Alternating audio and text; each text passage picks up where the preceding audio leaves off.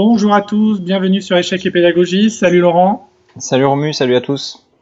Alors, rien de tel qu'une petite tactique du jour pour garder la forme, donc comme vous en avez l'habitude. Donc aujourd'hui, c'est une position tirée de la partie entre Berezovski et Rouzelé.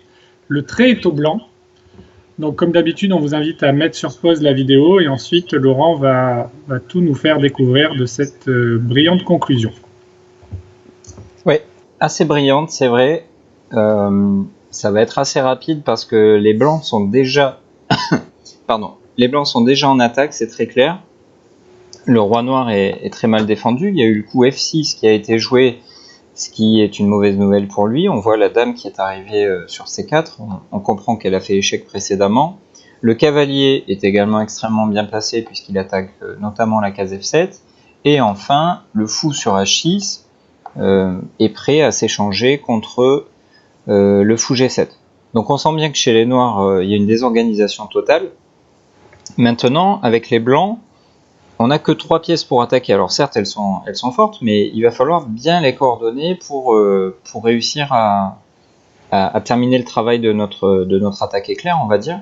Et donc ici, le coup assez extraordinaire qui a été trouvé par le joueur monégasque, si je dis pas de bêtises, c'est le coup Dame F7. Alors c'est pas du tout un coup classique, on va dire. Alors certes, on connaît dans ce genre de position des sacrifices à base de Dame G8, qui, lorsque la tour est obligée de prendre, nous permettent de faire de faire le mat à l'étouffée, célèbre avec cavalier F7. Malheureusement, bien sûr, ici, après Dame G8, le joueur slovène avec les noirs aurait joué Roi prend G8 et non pas Tour prend G8. En revanche, sacrifier la dame sur F7, ça c'est beaucoup moins courant. Alors ici, Romu, l'idée, très clairement, c'est de menacer mat en F7, mais pas seulement. G7, oui.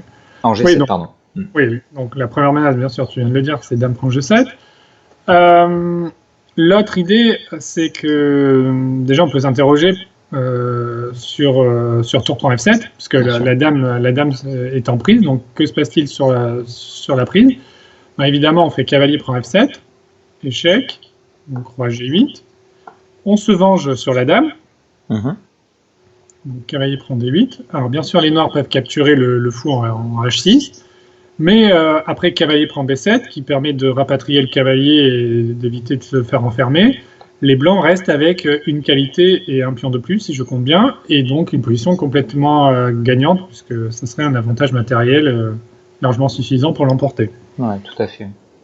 Donc l'autre coup sur lequel on pourrait s'interroger, ce serait fou prend H6, puisque c'est l'autre pièce blanche qui est en prise, mais ici il y aurait tout simplement dame prend H7, avec la protection du cavalier. Donc le joueur avec les noirs finalement a joué le seul coup qui va parer le mat immédiat par dame prend ou fou prend G7 d'ailleurs, il a joué tour G8.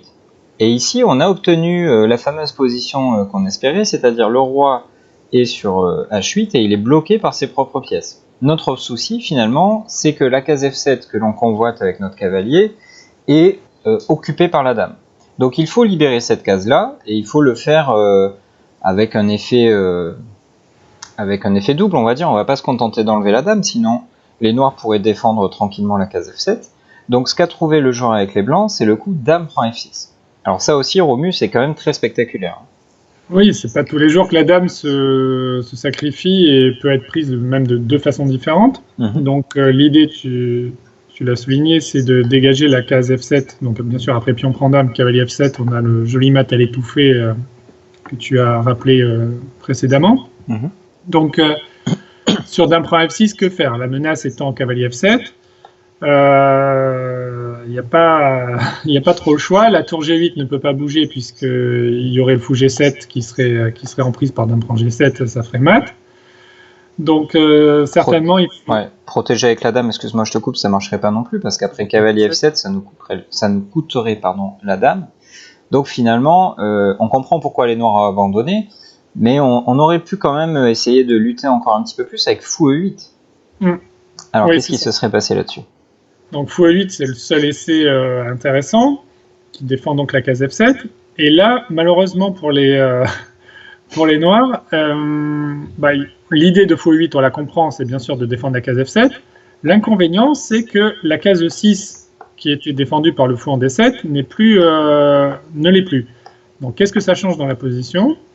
Bah, après un échange généralisé sur la case G7, après fou prend G7, tour prend G7 et le pseudo-sacrifice dame prend G7. Pseudo-sacrifice, pourquoi pseudo? Puisqu'après roi prend G7, on fait cavalier E6 et on récupère la dame avec bénéfice, puisque après cavalier prend D8, on a gagné juste une tournette et bien sûr on a une position complètement gagnante. Donc c'est pour cette raison que Rousselet a abandonné, il avait certainement vu cette variante et il a fait confiance à son adversaire. Ouais, et puis on sent que l'ouverture s'était pas très bien passée, donc quand ça commence mal, on n'a pas trop envie de lutter parfois, puis là de toute façon il n'y avait pas vraiment de raison de lutter. Donc un sacrifice original quand même, ou plutôt des sacrifices originaux de la part du joueur avec les blancs, dans la mesure où il donne, si on était allé au bout de la variante, il donne 3 fois consécutivement sa dame, jusqu'au moment où finalement les noirs ne peuvent plus la refuser, mais c'est quand même assez rare et assez original. Peut-être pas si difficile que ça. En tout cas, on a déjà présenté sur notre chaîne des choses beaucoup plus complexes, mais voilà, ça nous donne le sourire aux lèvres, on va dire, de voir de telles tactiques à la fois spectaculaires et originales. Ouais, en tout cas, je suis d'accord avec toi et j'espère que nos abonnés le sont aussi. En tout cas, qu'ils auront apprécié notre vidéo et ta présentation. Donc, merci Laurent déjà pour nous avoir bien éclairé sur cette jolie fin de partie. On espère donc que cette vidéo vous aura plu. N'hésitez pas à la liker, à vous abonner si ce n'est pas déjà fait à la chaîne. Commentez, n'hésitez pas à nous faire vos retours. C'est toujours plaisant d'en recevoir. Et on vous donne rendez-vous dès demain pour une nouvelle vidéo. Au revoir. À demain.